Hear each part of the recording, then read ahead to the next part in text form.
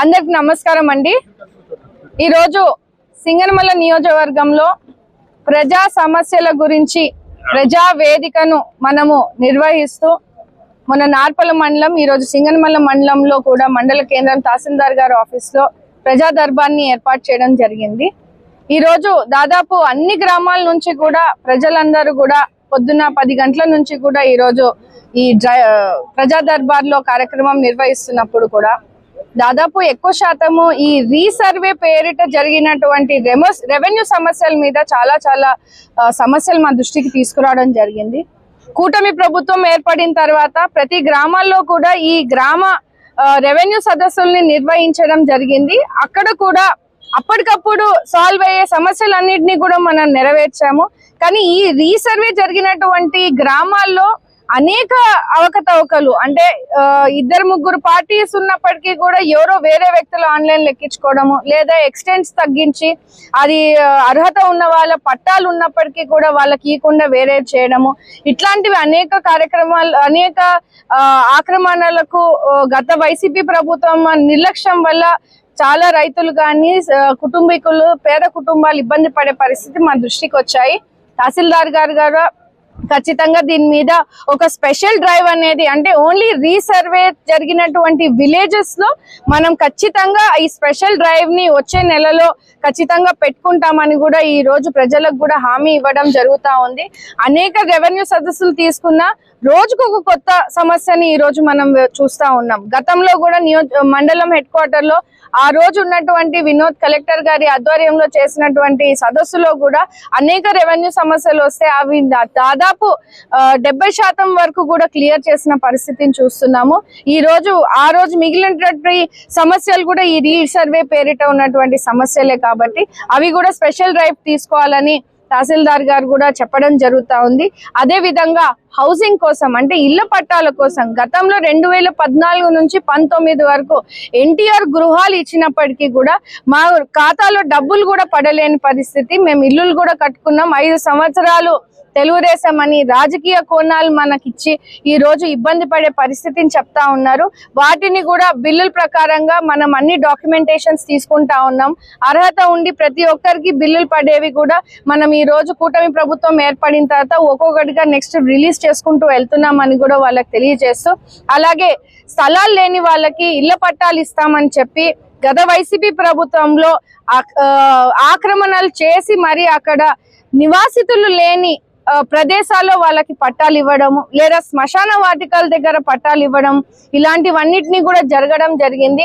లేదా ఎక్కడైతే జగనన్న లేఅవుట్లని వేశారో అక్కడ కూడా మన టీడీపీ ప్రభుత్వంలో వేసినటువంటి లేఅవుట్ ని క్యాన్సిల్ చేసి ఈ రోజు వైసీపీ ప్రభుత్వానికి సంబంధించినటువంటి మనుషులకి అలాట్ చేసుకోవడం జరిగింది। కానీ అది కూడా చూసుకుంటే అర్హత ఉందా అంటే అది కూడా తెలియలేని పరిస్థితి। 5 సంవత్సరాలు పునాదులు కూడా వేసుకోలేని పరిస్థితి ఉందని కూడా ఈ రోజు గ్రామాల్లో ప్రజలందరూ కూడా వచ్చి తెలియజేస్తా ఉన్నారు। దాని మీద కూడా సరైన ఎంక్వైరీ ఏమని కూడా ఈ రోజు తెలియజేస్తా ఉన్నాము। ఈ హౌసింగ్ సంబంధించినటువంటి పట్టాలు కానీ పొజిషన్ సర్టిఫికేట్స్ కానీ ఇంకేమైనా మ్యూటేషన్ సర్టిఫికేట్స్ కానీ వీటి మీద కూడా ఒక స్పెషల్ డ్రైవ్ ని తహసీల్దార్ గారు ఇప్పుడు రేపటి నుంచి రానున్న 10 రోజుల వరకు కూడా చేస్తారని కూడా ఈ రోజు ప్రజలకు కూడా తెలియజేయడం జరుగుతా ఉంది।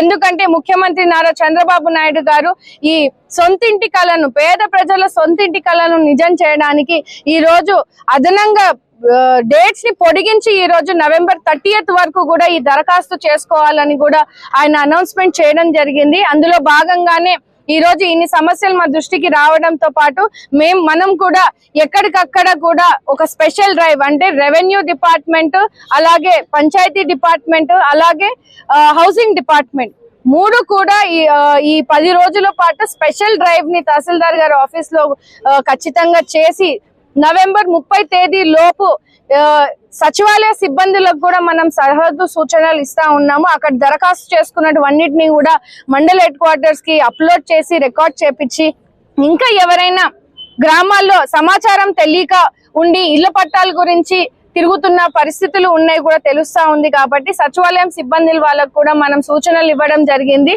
గ్రామం అంతా కూడా పంచాయత్ సెక్రటరీ వాళ్ళందరూ కూడా వెల్ఫేర్ అందరూ తిరిగి అక్కడ ఎవరైతే దరఖాస్తు చేసుకోలేదో 30 తేదీ లోపు దరఖాస్తు చేసుకోవాలని అక్కడ ప్రచారం కానీ లేకుంటే టామ్ లేసి గ్రామాల్లో తెలియజేయడానికి కూడా ఈ డ్రైవ్ ప్రకారంగా చేస్తామని కూడా తహసీల్దార్ గారు ప్రజలకు కూడా ఈ రోజు హామీ ఇవ్వడం జరుగుతా ఉంది. ఖచ్చితంగా ఈ 10 రోజులు హౌసింగ్ డ్రైవ్ జరుగుతుంది. అలాగే రానున్న నెలల్లో కూడా ఈ రీసర్వే పేరిట జరిగినటువంటి అవకతవకల మీద కూడా స్పెషల్ డ్రైవ్ తీసుకొని ఖచ్చితంగా అర్హత ఉండి ఇబ్బందులు పడిన వాళ్ళకి న్యాయం జరిగే విధంగా ముందుకెళ్తామని తెలియజేస్తా ఉన్నాము.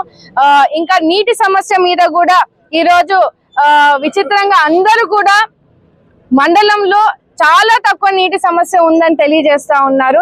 ఎందుకంటే కూటమి ప్రభుత్వం ఏర్పడిన తర్వాత ప్రయారిటీ బేసిస్ కింద నీటి సమస్య ఎక్కడ ఉన్నా కూడా వెంటనే పరిష్కారం జరిగిందని కూడా ఈ రోజు వచ్చి హర్షం వ్యక్తం చేసి పోయినటువంటి మహిళలు గ్రామస్తుల నుంచి కూడా ఈ రోజు తెలియజేస్తా ఉన్నాం. ఖచ్చితంగా కూటమి ప్రభుత్వం ఒక జవాబుదారీ పరిపాలన అందించేందుకు ఈ రోజు ఇలాంటి ప్రజా దర్బార్ని ప్రజల వద్దకే పాలన అందించేందుకు ముఖ్యమంత్రి నారా చంద్రబాబు నాయుడు గారు, లోకేష్ గారు, అలాగే పవన్ కళ్యాణ్ గారి సారథ్యంలో ఈ రోజు మోడీ గారి సహకారంతో అనేక కార్యక్రమాలను ఈ రోజు ముందుకు తీసుకెళ్తా ఉన్నాము. ముఖ్యంగా గత 5 ఏళ్ల వైసీపీ ప్రభుత్వంలో పెన్షన్లు ఇస్తామని దొంగ హామీలు ఇచ్చి మోసం చేసిన పరిస్థితిని చూస్తా ఉన్నాం. 4 ఏళ్ల నుంచి 3 ఏళ్ల నుంచి పెన్షన్ రాలేక ఒంటరి మహిళలు గాని వృద్ధులు గాని ఈ రోజు ఇబ్బంది పడే పరిస్థితిని చాలా మంది దరఖాస్తు పెట్టుకుంటా ఉన్నారు. ఇంకొక విషయాలైతే అర్హత లేని వాళ్ళు 15,000 రూపాయలు పెన్షన్ తీసుకుంటున్నారని ఈ రోజు ప్రజలందరూ కూడా వాపోతా ఉన్నారు. ఒక గ్రామం నుంచి ఒక వ్యక్తి వచ్చారు, మేడం కాలు మీద కాలు వేసుకొని గోడ మీద కూర్చొని సిగరెట్ కొడుతూ ఉన్న వ్యక్తికి 15,000 రూపాయలు ఈ రోజు వికలాంగుల పెన్షన్ ఇప్పిస్తున్నారు మేడం. చాలా చాలా బాధేస్తా ఉంది అని కూడా తెలుస్తా ఉంది. అలాంటి డ్రైవ్స్ ని కూడా మనం అంతా చేస్తా ఉన్నాము. అందరికీ కూడా తెలుసు, రాష్ట్ర వ్యాప్తంగా ఈ దొంగ పెన్షన్ల మీద స్పెషల్ డ్రైవ్ చేసి మనం నోటీసులు కూడా ఇవ్వడం జరిగింది. కానీ వైఎస్ఆర్సీపీ పరిపాలనలో జరిగినటువంటి అవకతవకలు బయట పడకుండా ఉండాలని నిజమైన అర్హత ఉన్న లబ్ధిదారులను ఆందోళన కలిగించే విధంగా ప్రచారాలు చేసి ఈ రోజు ఆ పెన్షన్ల మీద ధర్నాలు చేపించి ఈ రోజు ఇబ్బంది పెట్టే పరిస్థితిని చూస్తా ఉన్నాం. సో ఆ నిజమైన అర్హత ఉన్న పెన్షన్దారుల మనోభావాలు దెబ్బతీయకుండా ఉండేందుకు తాత్కాలికంగా ఆ డ్రైవ్ అనేది మనము జరుపుతా ఉన్నాము. ఇంకా అనేక అర్జీలు మనకు వస్తున్నాయి కాబట్టి అది కూడా టైం పొడిగించి ఈ రోజు పెన్షన్లు దొంగ పెన్షన్లు అన్నిటినీ కూడా ఒక ప్రణాళికబద్ధంగా తీసివేయించాలన్న ఉద్దేశంతో కూడా ఈ రోజు ముఖ్యంగా ముందుకు వెళ్లే పరిస్థితి ఉంది. రానున్న రోజుల్లో కొత్త సైట్ ఓపెన్ అవుతుంది. మొన్ననే సదరన్ స్లాట్ కూడా ఓపెన్ అయింది. చాలా మంది దాంట్లో కూడా రిజిస్టర్ చేసుకోవడం జరిగింది. అందరికి మెడికల్ సర్టిఫికేట్స్ కూడా ఇప్పిస్తున్నాం.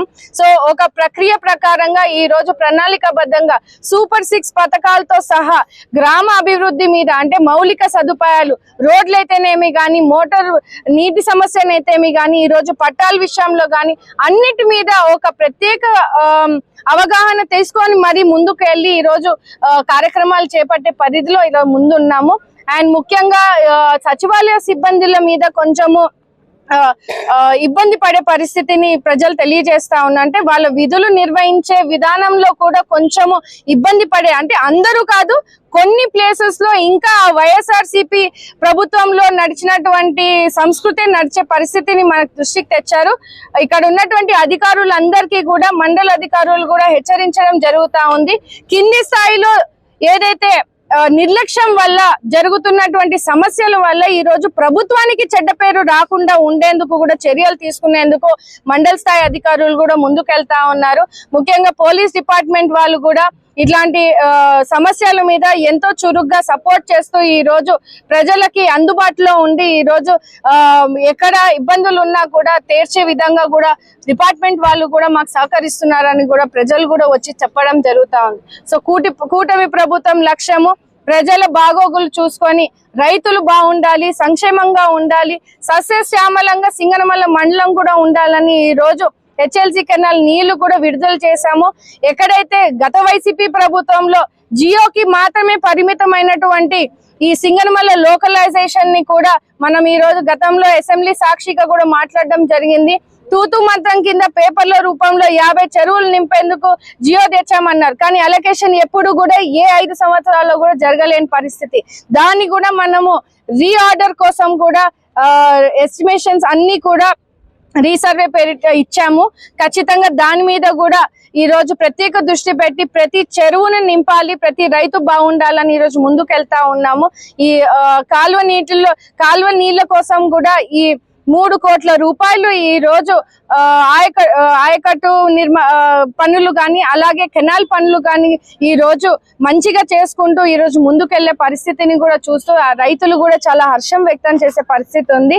ఒక జవాబుదారీ పరిపాలన అందిస్తున్నందుకు ప్రజలు కూడా చాలా హర్షం వ్యక్తం చేస్తా ఉన్నారు. ఎంతో ఓపికగా ఈ రోజు కూడా అధికారులు అందరూ కూడా కూర్చున్నారు. ఇది ఒక రోజు ప్రోగ్రామ్ లాగా కాకుండా వాళ్ళు విధుల్లో వాళ్ళ సచివాలయ సిబ్బందులు కానీ వాళ్ళ డివిజన్ డిపార్ట్మెంట్స్ లో కూడా ఇంతే ఓపికగా ప్రజలకి మంచి సర్వీసెస్ అందించే విధంగా కూడా చూసుకునేందుకు ముందుంటామని తెలియజేస్తా ఉన్నాం. ఇచ్చారండి. ఉల్లికల్లు R&R ప్యాకేజ్ గురించి నేను కూడా అసెంబ్లీలో ప్రస్తావించడం జరిగింది. గతంలో వైసీపీ ప్రభుత్వంలో దాన్ని పేపర్ రూపంలోనే దాన్ని వదిలేశారు. దాన్ని ఇంకా ఫర్దర్ గా ఇన్వెస్టిగేట్ చేసి ఉల్లికల్లు ఉల్లికంటిపల్లి 2 గ్రామాలు కూడా ఉల్లికంటిపల్లికి ఆల్రెడీ ఏమంటారు R&R ప్యాకేజ్ శాంక్షన్ అయినప్పటికీ కూడా ఇంకా నిధులు కేటాయించలేదు అనేది కూడా మేము చూసాము. అది మినిస్టర్ గారి ఆధ్వర్యంలో నేను కూడా అర్జీ ఇవ్వడం జరిగింది. దాన్ని ఫాలో అప్ చేస్తున్నాము. ఖచ్చితంగా అక్కడ ఉన్నటువంటి నివాసితులకు రీహాబిలిటేషన్ కి కానీ వాళ్ళకి ఖచ్చితంగా ఉండేలాగా వాళ్ళకి నివాసం ఉండేలాగా కూడా చేస్తామని కూడా ఈ రకంగా నేను కూడా ప్రయత్నిస్తున్నామని కూడా తెలియజేస్తా ఉన్నాను. ఎక్కడ సాగు చేస్తాం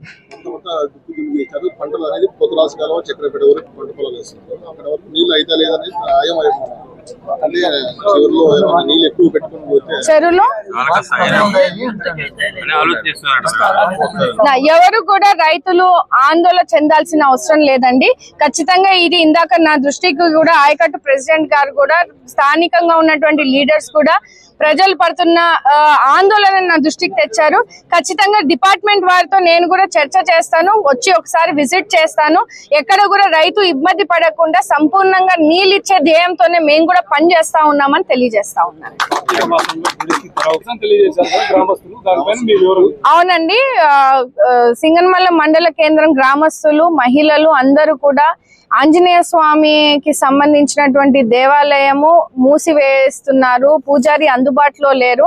ఆయన పద్ధతులు కానీ ఆయన సంస్కృతి కానీ ఇక్కడ మనకి అనుకూలంగా ఉండలేని పరిస్థితి. టెంకాయలు ఇచ్చినా బయట పడేస్తున్నారు, లేదంటే పూలు ఇచ్చినా బయటికి వేసేస్తున్నారు. మమ్మల్ని గర్భగుడి కూడా మొక్కనివ్వలేని పరిస్థితి. అంటే మా మనోభావాలు, భక్తుల మనోభావాలు దెబ్బతినేలాగా ఆయన ప్రవర్తించే పరిస్థితి ఉందని మనకి అర్జీ రూపంలో ఈ రోజు గ్రామస్తులందరూ కూడా తెలియజేయడం జరిగింది.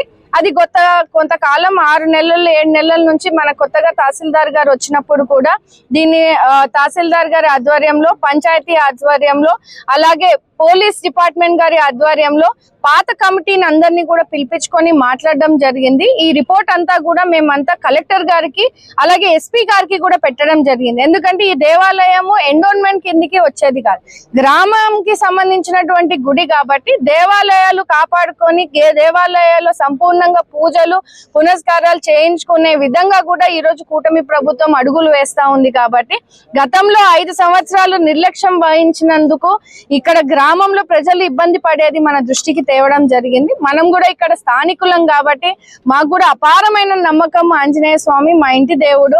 మేము కూడా మా అమ్మ తాత అమ్మమ్మ కాలం నుంచి కూడా అక్కడ ఖచ్చితంగా కార్తీక మాసం వస్తే గానీ ఇంకా మొన్న తెప్పోత్సవం వచ్చినప్పుడైనా అట్లాంటి సందర్భంలో కానీ మేము ఖచ్చితంగా వెళ్ళి పూజలు చేసుకునే పరిస్థితి. కానీ గతం ప్రభుత్వం నిర్లక్ష్యం వల్ల లేకుంటే అక్కడ ఆర్గనైజింగ్ సమస్యల వల్ల అక్కడ ఇబ్బంది పడే పరిస్థితిని దృష్టికి ఈరోజు తెచ్చారు. ఆ లాస్ట్ టైం కమిటీ ఎవరైతే ఉన్నారో వాళ్ళు కూడా వచ్చి అఫిడవిట్ రూపంలో మేము కూడా ఇక్కడ పాల్గొనే పరిస్థితి లేదు, మేము కూడా అక్కడ యాక్టివ్ గా ఉండలేము, మాకు కూడా ఈ పూజారికి కానీ ఈ దేవాలయం కానీ సంబంధం లేదని గ్రామస్తులకు ఎఫిడవిట్ ద్వారా ఇచ్చారని చెప్పి కూడా ఈ రోజు గ్రామస్తులు మాకు అర్జీ ఇవ్వడము. అదే మేము కూడా తహసీల్దార్ గారు, పంచాయత్ సెక్రటరీ, ఎంపీడీఓ గారు అలాగే పోలీస్ డిపార్ట్మెంట్ వాళ్ళు జాయింట్ రిపోర్ట్ ని పరిశీలించి ఎంక్వైరీ చేసి ఆ పూజారి గారిని పిలిపించుకొని పాత కమిటీ ద్వారా ఏమైతే వాళ్ళు కూడా ఇచ్చినటువంటి అఫిడవిట్ ఉందో పరిశీలించి మీరు కలెక్టర్ గారికి దీన్ని ఎండోర్స్ చేసి పెట్టండి. డెఫినెట్ గా కలెక్టర్ గారు అలాగే ఎస్పీ గారి ఆధ్వర్యంలో ఏమి రిజల్ట్ వచ్చినా గానీ ప్రజలకు గ్రామస్తులకు ఈ గుడిని అందుబాటులోకి తీసుకొస్తాము. ఖచ్చితంగా అక్కడ పూజలు జరిగే విధంగా ఆంజనేయ స్వామి ఆశీస్సులతో ఖచ్చితంగా ఇక్కడ గతంలో అంటే పూర్వంలో జరిగినటువంటి పూజలు మళ్ళీ తిరిగి తీసుకువచ్చే విధంగా కూడా మేము పనిచేస్తామని తెలియజేస్తా ఉన్నాం.